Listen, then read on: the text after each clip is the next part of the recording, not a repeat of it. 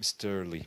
Sure. Yesterday, the comptroller said that the UN is continuing to work on whistleblower protections, and she cited the U.S. law that would require a cut of funding if whistleblowers aren't protected. So I wanted to ask you, today the Government Accountability Project has highlighted the case of Miranda Brown, who was fired from the Office of the High Commissioner of Human Rights as part of the Anders Compass case. She's asked to be reinstated, and they have a very long analysis, but they say one line I want to ask you to respond directly to. They said, in a setting such as the UN, where public access to information does not exist, and where virtually all operations are governed only by the opaque internal and legal process of the institution itself, whistleblowers have an absolutely crucial function.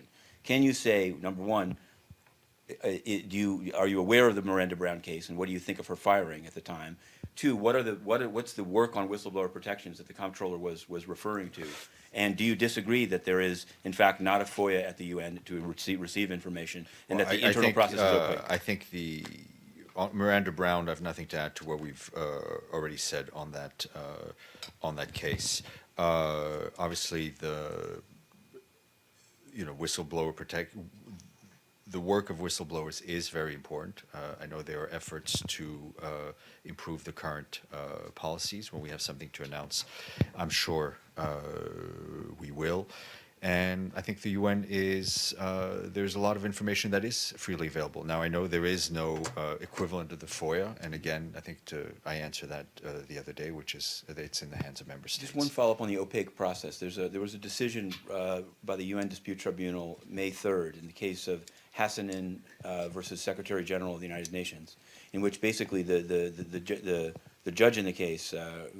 No, I mean, I saw what you Yeah. posted online. I don't think it's an opaque process. They're saying that the email was withheld. They were saying that discovery wasn't granted. First of all, the case is ongoing, so I'm not going to comment on it. And the rulings of the tribunal are made public. But was it possible to fire a union leader? I'm not going to get into the case because it's ongoing. Matthew. Sure.